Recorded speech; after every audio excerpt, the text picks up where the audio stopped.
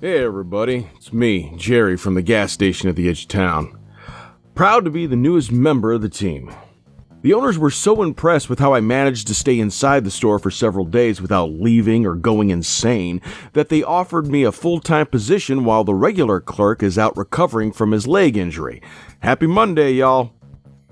The other guy asked me to do him a small favor while he's getting some much-needed rest and relaxation. He gave me the password to his laptop and detailed instructions to transcribe his journal entries from last week. In exchange, he agreed to keep me on as a full-time assistant after he gets back. I get to learn what to expect on the job through his first-hand documentation, and he gets to continue his weird little blog thing. Now that's what I call a win-win. If I'm being honest, this is probably the best thing that could have happened to me right now. Ever since the program mysteriously dissolved at the Mathematist community, I've been feeling very lost and vulnerable. I've been losing weight and having trouble sleeping, and when I do, I keep having these weird dreams of some enormous being deep below the gas station waiting to devour us all. Clearly, a mistake was made and I was overlooked. If any of my old brothers and sisters are out there and see this post, please contact me. Tell the seniors they forgot me. I'm not mad. I miss you. I love you. Before I get started, some guys in suits came by and suggested that if this blog were going to continue, that I make a PSA. If there is anybody still alive that read the story about what happened here on Halloween, don't wait for symptoms to start. Please go to the nearest emergency room or call the Center for Disease Control and tell them you are experiencing the effects of Rommel's syndrome. Anyway, back to the journals. I'm going to do my best because the guy's handwriting is awful, but here's the parts I could read. 7 p.m. The man in the trench coat was standing out back when I went to take out the garbage tonight. I don't know why the man in the trench coat keeps visiting my store or why I've never gotten a good look at him. He was standing at the tree line just beyond the dumpsters, staring as he ever did. Tonight, I stared back. The hinge of his jaw began halfway up his face where his nose should have been, the edges pulled back to either ear in a skeletal grin. His tiny, milky white eyes were beads behind the oily black hairline that hung down straight in bangs all the way to his cheek jowl. His impossibly wide mouth bisected the head between greasy hair and wet flesh. Drool, I would assume. We stood there, 15 feet apart, staring at one another for what might have been 10 seconds or 10 minutes until finally the man in the trench coat turned away. His legs bent funny, in a way that human legs shouldn't be able to bend, and he landed on all fours before galloping off into the woods. I don't know if I've seen the last of the man in the trench coat. Holy shit, did you guys read that? This is some crazy shit. Sorry, Jerry again. I promise I'm not going to do the running commentary thing. I just had to say, Jesus, you know? This is some weird stuff. I mean, I remember him telling me a couple weeks ago to go outside and talk to a man in a trench coat. I'm super glad I didn't now. What the hell? Okay, that's it. I'm done. Back to the transcriptions. The next page is soaked in blood and completely unreadable. I'm going to have to skip that part. Hundreds and hundreds of them. She had never seen so many in one place before, not even in her dreams. Before she left, she told me that I would see her again. Was that supposed to be a warning or a flirtation? 3:23 a.m.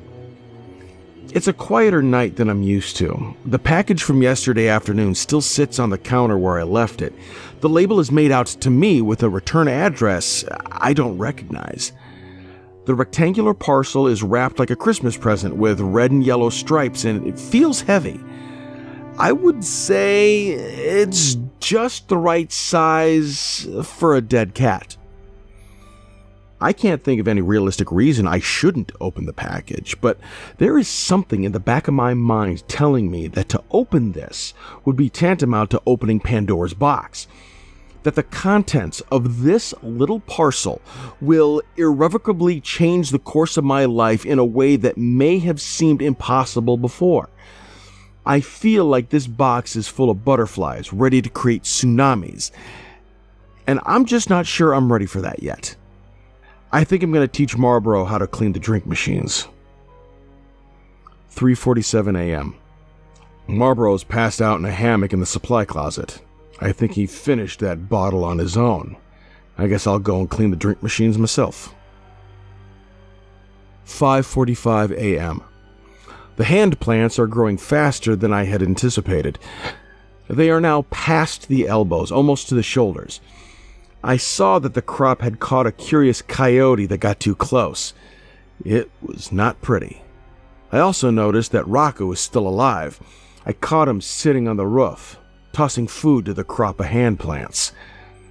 This is why they're growing too fast. They're eating way too much.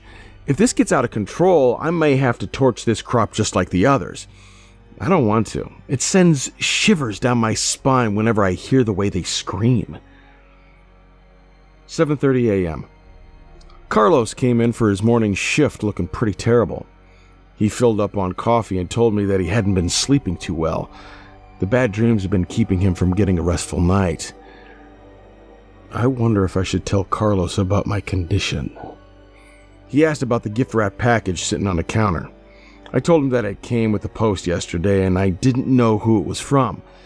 He asked if I was going to open it, and I told him that I had a bad feeling and pretty much decided to never, ever open it. 10 a.m. I decided to open the package. Without any fanfare or drumroll, I'll just tell you that what I found inside was a brand new laptop computer. I've never owned my own laptop before, and the only computer that ever belonged to me was a crappy little Tandy 1000 that I put together as a kid. I've always used the library computer lab or the browser on my phone to access the internet. This could be a game changer. The box also contained a signal repeater and some other gizmos. I know this is crazy, but I think I may actually be able to access the internet from the gas station now. There was a handwritten note at the bottom of the package. Hello. I left a comment on your page. There's something I want to tell you. I'm enjoying reading these stories you're writing, but I think if you actually sit down and write out one story at a time, that you will get a lot more upvotes. But it right now seems like a lot of half stories thrown together. I think you'd do great if you actually write out a whole story at a time. I bet you really could get a lot of upvotes and attention. It gets kind of confusing right now. Maybe start with when you got there and work your way up to now. I bet that would be super awesome. I'm so fascinated but a little muddled as well.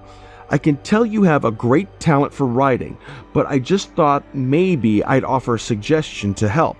Please do not take offense. It's just something I was thinking. Hope all is going well for you. Great. Another one of my readers tracked me down. I'm going to have to figure out how people keep finding me and put a stop to this. Thank you, whoever you are, for the laptop. I'm definitely keeping it.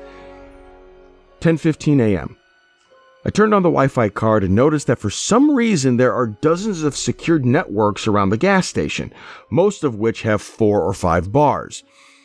The names for their networks are pure gobbledygook, like this one: 1E7, G7, C7, TA11, GUY, 23233, 1324. Who the hell is transmitting Wi-Fi out here? 11 a.m. A man came into the store to buy a gas can a couple hours ago. I didn't think much of it at the time, but then he came back in asking if we could help him out with something down the road. I never got his name, but he was a big guy, tan skin and a thick beard. He said he was having car problems. I told him I wasn't a car guy, but he insisted that he didn't need a car guy. He just needed someone else to see what he was seeing. Malboro agreed to watch the counter while Carlos and I followed the bearded man down the hill and around the curve, close to the spot where Carlos saw that thing in the woods. He couldn't remember what happened that night. After we got everything sorted out with Spencer and things started to go back to normal, I asked Carlos what it was that he saw in the woods that sent him running in such a careless panic, but he just shook his head and said he didn't know. The mind is a funny thing and memories aren't the most reliable. I realize that I'm not the only person from the gas station with a list of try and forget stories. The man's car was parked on the side of the road, close to the same spot that Kiefer's SUV was broken down. So my car started acting funny, the guy said as we neared his vehicle. I began to wonder why we had walked this whole way when our own vehicle would have been quite useful in a case of a dead battery or, random bear attack.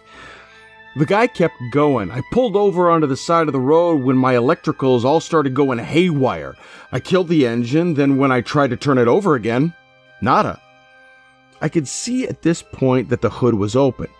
The man was driving a big black SUV similar to the one Kiefer owned, but newer and shinier. I don't see what's so weird about that. You need us to call a tow, or the man cut Carlos off. Rudely, I might add. I popped the hood, but everything was in order. I thought it maybe just needed some gas, so I went up to the station. When I got back, I saw this. We rounded the front of the car and we saw the this he was being so vague about. A small oak tree, maybe 4 or 5 years old, was growing up from the ground beneath the car, through the engine and stretched upwards at least 9 feet. The trunk of the tree had swallowed a decent portion of the engine, and from the looks of it, the car had been parked there for years. Interesting, I said. And you're sure that this wasn't here when you started driving? Before he could answer, he spun his head around and looked at the forest. You boys hear that? He asked. We stood still and listened. But I couldn't hear anything. No, I answered. Carlos shrugged. You boys know what an anglerfish is? The bearded man asked as he walked to the back door and opened it. Yeah, I guess, I answered. The bearded man pulled up a secret compartment from beneath the floorboard and retrieved a large automatic rifle. Now, I'm not a gun guy, and I can't tell you what kind of gun it was, but it was big and impressive and cool looking. The guy checked the clip and clicked something on the gun that I guess could have been the safety. Again, I'm not a gun guy, but it sounded super cool. Carlos put a hand on my shoulder and slowly backed away from the man with the gun, pulling me with him. But the man didn't seem to mind us one bit. He was focused on whatever he heard in the woods. If I'm right, you boys have an anglerfish in them woods. It's putting something out there to lure me in, make me think I'm hearing something that I'm not. Then, when I go looking for the one thing, bam, it attacks. Oh, like a siren? I asked. The man looked at me over his shoulder with a smirk and said, Yeah, like a siren. Y'all may want to get out of here. This could get dangerous. Don't worry about me. I've dealt with these things before. I'll be fine. The man pointed his gun and marched into the woods while Carlos and I made our way back to the gas station. 2 p.m. It's time for me to go home. I haven't used the laptop yet, but maybe tomorrow I'll start to type up these journals. November 8th. 6 p.m. It's getting dark so early these days. I noticed that the bearded man's SUV is still at the bottom of the hill with the tree growing through it.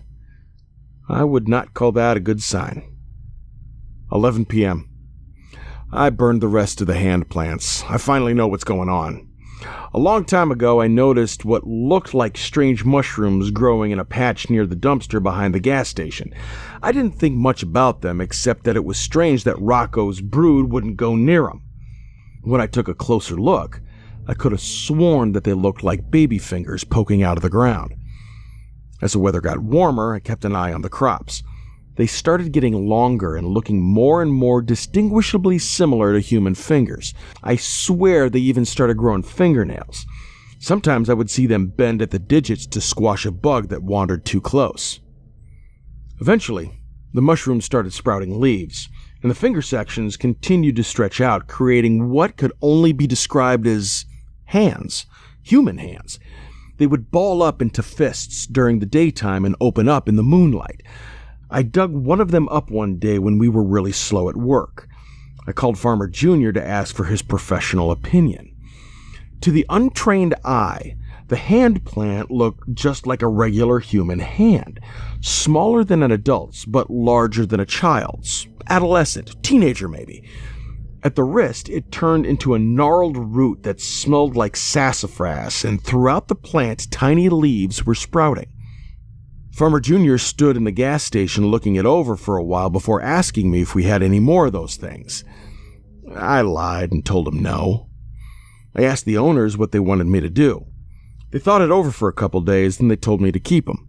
I think they expected to be able to make some money off them somehow, but eventually everyone forgot they were there. Everyone but me. And Farmer Jr., of course.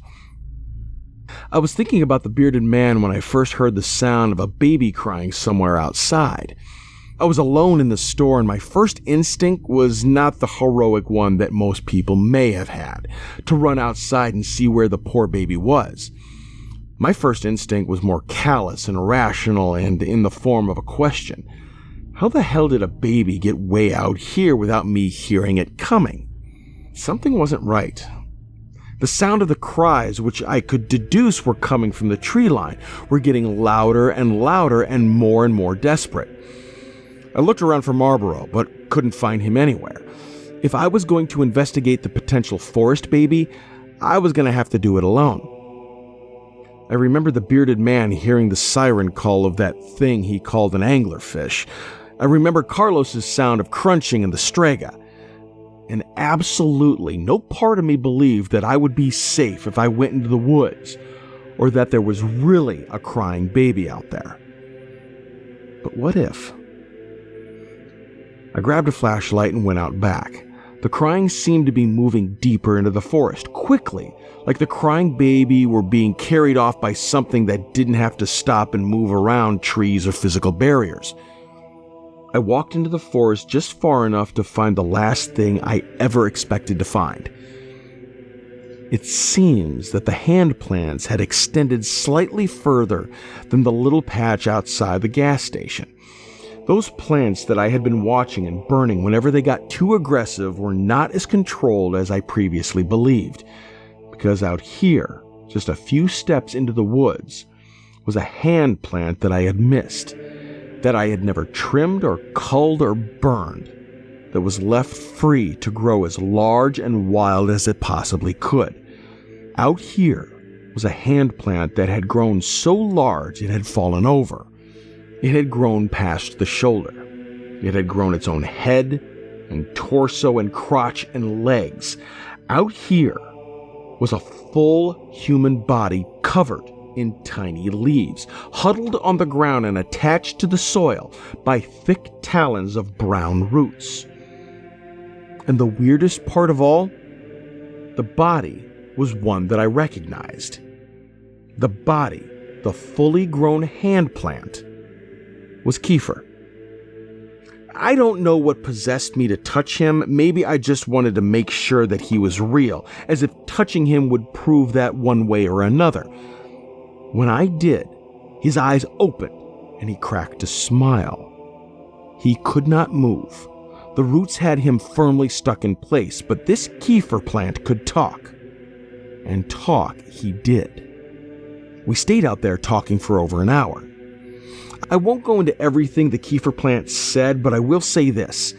There is something under the gas station, something big and powerful, something plotting, and I've been working for years in a cloud of this dark god's farts. I felt extra terrible setting the fully developed Kiefer plant on fire after I burned the rest of the crop of hand plants, but honestly, what choice did I have? When I got back to the gas station, Spencer was waiting for me. He knew I knew, and I knew he knew I knew. I was halfway expecting what came next, but not expecting him to enjoy himself quite so much.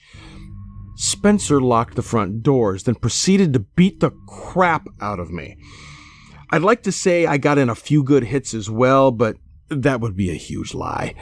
I don't think I laid a single finger on him, although I did mess his knuckles up pretty good with my face, so I have that going for me. Spencer dragged me across the gas station to the hallway past the bathrooms, past the walk-in cooler, to that big strange door that I had only just noticed a couple weeks ago. If it were possible for me to pass out, I'm sure I would be unconscious right now. "Why are you doing this?" I asked as he banged the door 3 times. There was a sound from the other side, and then Spencer yelled, "Open up, it's me!" The door cracked open, and Spencer dragged me into a room I had never seen before. It looked like an old office. There was a desk next to a wall of monitors with security feeds from all over the store and the perimeter. Security feeds from cameras I never knew existed. In the middle of the room was a large hole that looked like it had been created with a team of jackhammers. "It's time for you to meet my boss," Spencer said as he dragged me to the edge of the hole. "Kiefer?" I said, to which Spencer let out a hearty laugh. "No, not Kiefer. My boss put Kiefer out there and hired me to watch him. My boss is much bigger than some idiot politician." I half expected Spencer to go into the cliche movie villain exposition rant, but instead, he sparted me right into the hole. "I think my leg is broken. At least I assume that's what the bone poking out means, but hey, I'm no doctor. I would be really worried right now if it weren't for the fact that I stole Spencer's cell phone in the scuffle. Just as I expected, Spencer had the same network as Kiefer, which means he somehow had service. I put in a call to Tom's direct number, so I'm sure he'll be along shortly. Until he gets here, I'm just passing the time updating my journals. Somebody just dropped the laptop into this hole with me. Maybe it was Spencer, maybe he thinks I'm dead. Maybe I am. Again, I'm not a doctor. Whoever it was, I think I might have heard the sound of boot spurs clicking against the tile as he walked away. I guess I'll boot this thing up and start transcribing my journal before it's too late. Okay, so this is the last of his journals. You're probably wondering to yourself, where was Jerry while Spencer was beating the crap out of poor old Jack? Well, I had gone into town to see a movie. Yes, I went and watched Thor Ragnarok. If you haven't seen it, go see it. It is awesome. I guess I'm lucky I went when I did. Otherwise, this Spencer guy might have tossed me into that hole as well. I was the one that found Jack. When I came back to the gas station, I couldn't find anyone anywhere. So I went searching until I noticed that door at the edge of the hall cracked open slightly. I also found a really poorly made bomb behind the register, but it didn't take long to disassemble. You can thank the mandatory bomb building classes at the mathematist program for that. No big deal, just me being my typical heroic self.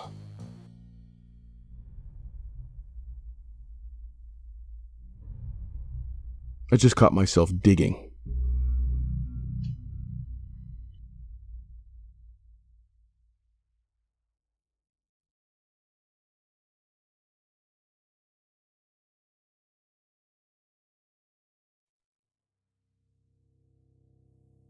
Hey there kids, it's me, MrCreepyPasta. I hope you enjoyed tonight's story, and thank you all for listening. Please help support the channel at patreon.com/MrCreepyPasta, and make sure to tune in for new horror stories every Tuesday, Thursday, and Saturday night. Many of the horror authors that I've worked with throughout this channel have all come together to work on one big book series, the CreepyPasta Collections Volume 1 and 2. Check them out on Amazon or at any local bookstore near you. Thanks for listening, kids, and sweet dreams.